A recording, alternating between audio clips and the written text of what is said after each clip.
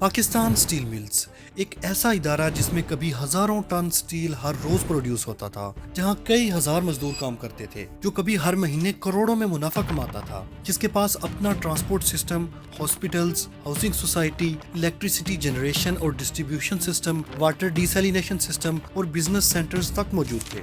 ये वो इदारा था जिसे खरीदने के लिए 2005 में इन्वेस्टर्स अरबों डॉलर्स दे रहे थे, लेकिन आज वही इदारा करप्शन, पॉलिटिकल इंटरफेरेंस और फ्रॉड्स की वजह से ऐसा बर्बाद हुआ कि पिछले 10 साल से इसमें एक फीट स्टील भी पैदा नहीं हुई।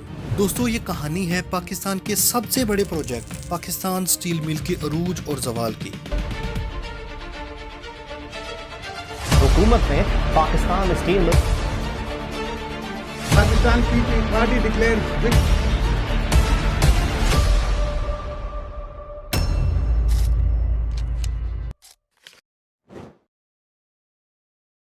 दोस्तों, 1947 यानी क़याम पाकिस्तान के बाद मुल्क में इंडस्ट्रीज की बेहद कमी थी और लोकल प्रोडक्शन कम होने की वजह से इंपोर्ट्स का नंबर भी काफी हाई था, जिसमें सबसे ज्यादा बड़ा नंबर स्टील और हैवी मशीनरी का था। Meanwhile Indian government western Germany के साथ मिलकर स्टील मिल लगाने की कोशिशें कर रही थी। लिहाजा उस वक्त के वजीर आजम लियाकत अली खान भी हर मुमकिन कोशिश में थे कि जल्द से जल्द पाकिस्तान भी अपनी स्टील मिल लगा ले। इसके लिए वो सबसे पहले मुल्क में आयरन ओर की तलाश शुरू करवाते हैं और हैरत अंगेज तौर पर उन्हें जल्द ही कालाबाग और थर में काफी तादाद में आयरन ओर मिल भी जाता है। दोस्तों, स्टील मिल लगाना कोई छोटी मोटी मिल लगाने जैसा नहीं था। इसके लिए बहुत बड़ी बड़ी मशीनरी, हजारों एकड़ जमीन, सैकड़ों मजदूर और काफी बड़ी इंतजामिया चाहिए होती है, जो उस वक्त एक नए मुल्क के लिए फाइनेंशियली अकेले बनाना लगभग नामुमकिन था। इसके लिए लियाकत अली खान सबसे पहले अमेरिका को पाकिस्तान में स्टील मिल लगाने की दावत देते हैं, लेकिन उस वक्त ना तो अमेरिकन गवर्नमेंट और ना उनकी कोई प्राइवेट कंपनीज इसमें इंटरेस्ट लेती हैं। बहरहाल इन्हीं दिनों में लियाकत अली खान को शहीद कर दिया जाता है और नए प्राइम मिनिस्टर हुसैन शहीद सोहरवर्दी स्टील मिल लगाने की काफी कोशिशें करते हैं, जो बाद में अयूब खान की गवर्नमेंट में भी जारी रखी जाती हैं। इसी दौरान 1956 में रशियन गवर्नमेंट पाकिस्तान में स्टील मिल लगाने के लिए इंटरेस्ट दिखाती है और अपनी गवर्नमेंट ओन्ड कंपनी के थ्रू पाकिस्तान में स्टील मिल लगाने की ऑफर देते हैं। दोस्तों, मीनवाइल पाकिस्तान की गवर्नमेंट ने पाकिस्तान स्टील मिल कारपोरेशन के नाम से एक प्रोडक्शन यूनिट बना लिया था और उसे स्टॉक एक्सचेंज में भी लिस्ट करवा दिया था। इसकी फाउंडेशन स्टील मिल के सबसे पहले चेयरमैन SS जाफरी ने बलूचिस्तान के शहर लसबेला के एक गाँव भल्लेजी में रखी। इस सब का मकसद इन्वेस्टमेंट हासिल करने के लिए कानूनी लिटिगेशंस को पूरा करना था। इसके बाद अयूब खान के young minister of commerce Zulfikar Ali Bhutto ने स्टील मिल की फाइल कैबिनेट में कई दफा पुट की, लेकिन हर दफा कोई ना कोई प्रॉब्लम आ जाती और अप्रूवल ना मिल पाती। वक्त गुजरता गया और अयूब खान की गवर्नमेंट खत्म होने के बाद जनरल याहिया खान ने फाइनली 20 साल के बाद जनवरी 1969 में रशियन गवर्नमेंट के साथ स्टील मिल को लेकर कॉन्ट्रैक्ट साइन किया। इस मुआहदे के मुताबिक रशिया की गवर्नमेंट अपनी स्टेट ओन्ड कंपनी के थ्रू पाकिस्तान में स्टील मिल को एस्टेब्लिश करने के लिए टेक्निकल और फाइनेंशियल सपोर्ट देगी। दोस्तों, उधर इन्हीं पिछले चंद सालों में भलेजी के मुकाम पर स्टील मिल का अर्थ वर्क कंप्लीट हो चुका था, लेकिन इसमें मसला ये आ रहा था कि एक तो ये किसी भी पोर्ट से बहुत दूर था और दूसरा यहाँ ट्रांसपोर्ट का बहुत बड़ा प्रॉब्लम था। इसलिए सिंध के उस वक्त के एक मिनिस्टर गवर्नमेंट को ऑफर देते हैं कि हम बिन कासम के नाम से एक पोर्ट बना रहे हैं, लिहाजा आप स्टील मिल को उसके करीब शिफ्ट कर लो। इससे आपको ट्रांसपोर्ट और बाकी तमाम प्रॉब्लम से छुटकारा मिल जाएगा। लिहाजा स्टील मिल को बलूचिस्तान से कराची में पिपरी के मुकाम पर शिफ्ट कर दिया जाता है और 30 दिसंबर 1973 को जुल्फकार अली भुट्टो जो इनॉग्रेशन करते हैं, असल में वो न्यू बिल्डिंग की इनॉग्रेशन कर रहे थे, न कि स्टील मिल की।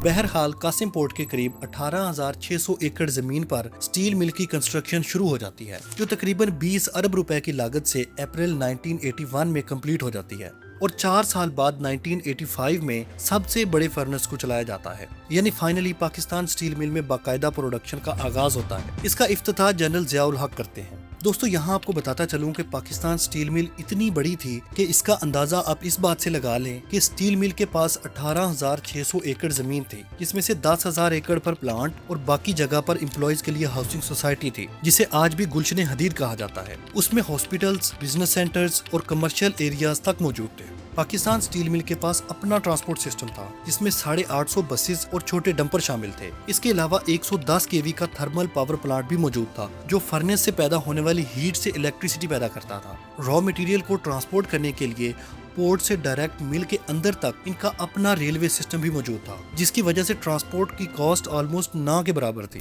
दोस्तों, ऑक्सीजन गैस किसी भी स्टील मिल का सबसे बड़ा बाई प्रोडक्ट होता है, जिसे वो डिफरेंट हॉस्पिटल्स को सेल करते हैं। लेकिन पाकिस्तान स्टील मिल की ऑक्सीजन गैस कराची के हॉस्पिटल्स को फ्री दी जाती थी, और अगर पाकिस्तान स्टील मिल कोविड के दौर में चल रही होती तो जो मुल्क में ऑक्सीजन की शॉर्टेज हुई थी शायद वो ना होती। अगर प्रोडक्शन के नंबर्स की बात करें तो पाकिस्तान स्टील मिल की प्रोडक्शन कैपेसिटी 2.2 मिलियन टन सालाना थी, जिसका 25% रॉ मटेरियल लोकली अवेलेबल था और बाकी का बाहर से इंपोर्ट किया जाता था। लेकिन फिर भी अपने शुरुआती कई सालों तक पाकिस्तान स्टील मिल इतनी प्रॉफिटेबल थी कि इसने रशिया का लोन कुछ ही सालों में पे कर दिया था। लेकिन दोस्तों, आप भी ये सोच रहे होंगे कि इतना बड़ा इदारा जिसके पास अपना पूरा इकोसिस्टम मौजूद था, जिसको बैकअप खुद गवर्नमेंट कर रही थी, जो मंथली करोड़ों में मुनाफा कमाता था, वो आज इतनी बड़ी तबाही का शिकार क्यों हुआ? दोस्तों, 1981 से 1988 के साल पाकिस्तान स्टील मिल के लिए गोल्डन ईयर्स माने जाते हैं। इन्हीं सालों में पाकिस्तान स्टील मिल ने सबसे ज्यादा प्रॉफिट्स गेन किए और इन्हीं सालों में ही सारे लोन्स और ड्यूज भी क्लियर कर दिए गए। लेकिन बदकिस्मती से ये अच्छा दौर बस कुछ ही टाइम के लिए रहा। ईयर 1988 में पीपल्स पार्टी की गवर्नमेंट आई तो उन्होंने हर डिपार्टमेंट की तरह स्टील मिल में भी अपने बंदे लगाने शुरू कर दिए। पहले चेयरमैन को हटाकर कर्नल इलियास शमीम को नया चेयरमैन लगाया गया, जो एक निहायत गलत फैसला था। मुबैना तौर पर इन्हीं के दौर से पाकिस्तान स्टील मिल में करप्शन, फ्रॉड्स और सियासी भर्तियां शुरू हुई। दोस्तों, इसी टाइम पर बेनजीर गवर्नमेंट ने फेडरल लेवल पर प्लेसमेंट ब्यूरो के नाम से एक इदारा बनाया था, जहां से डायरेक्टली भर्तियां होती थी। आम लफ्जों में कहा जाए तो प्योर पर्ची सिस्टम स्टार्ट किया गया था और मेरिट बिल्कुल खत्म कर दिया गया था। ऐसा करने से स्टील मिल में बहुत ज्यादा तादाद में गैर जरूरी भर्तियां शुरू हो गईं, जिससे जाहिर है कॉस्ट भी बढ़ना शुरू हो गई, जिसका सीधा इम्पैक्ट प्रोडक्शन और क्वालिटी पर पड़ा। अगले चंद सालों में पाकिस्तान स्टील मिल में कई करप्शन स्कैंडल्स भी सामने आए, जिसमें इंतजामिया ने प्रीमियम क्वालिटी की स्टील को स्क्रैप शो करवा के टनों के टन प्रीमियम क्वालिटी की स्टील सस्ते दामों अपने करीबी लोगों में सेल कर दी, जिससे स्टील मिल को बेहद नुकसान हुआ।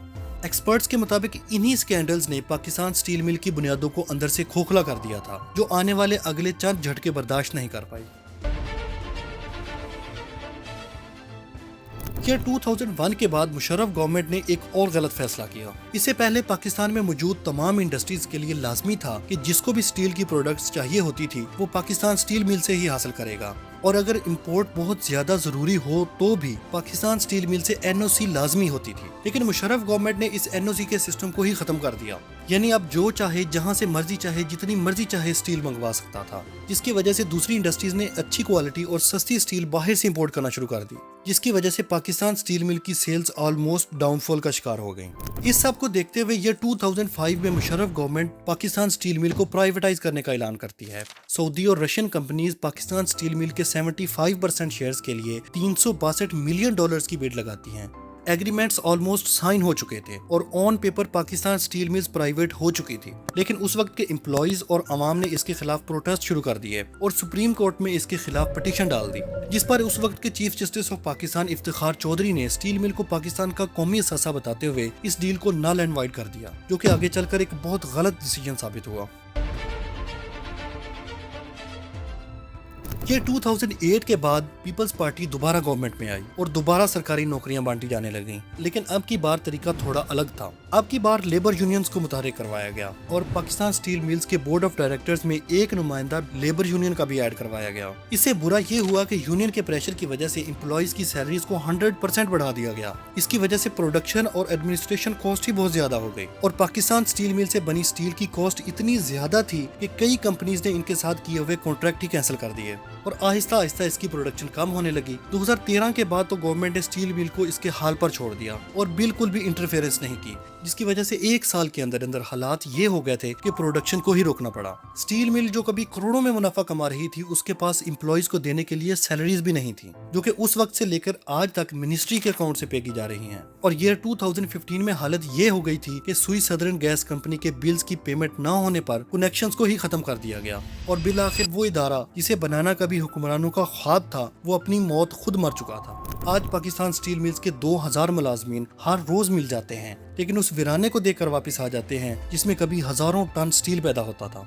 एक्सपर्ट्स का मानना है कि पाकिस्तान स्टील मिल को रिवाइव करना अब एक नामुमकिन काम बन चुका है। इसकी मशीनरी और इक्विपमेंट्स वगैरह को सेल करके एम्प्लॉइज को गोल्डन हैंड शेक दिया जा सकता है। लेकिन दोस्तों यहाँ खुशी की खबर ये है कि पिछले महीने रशिया और पाकिस्तान की गवर्नमेंट्स के दरमियान स्टील मिल की बहाली को लेकर एक नया कॉन्ट्रैक्ट साइन हुआ है। अब हो सकता है कि स्टील मिल दोबारा अपने पांव पर खड़ा हो जाए। उम्मीद है कि आपको मेरी ये वीडियो भी पसंद आई होगी। मिलते हैं अगली वीडियो में, तब तक के लिए अल्लाह हाफिज।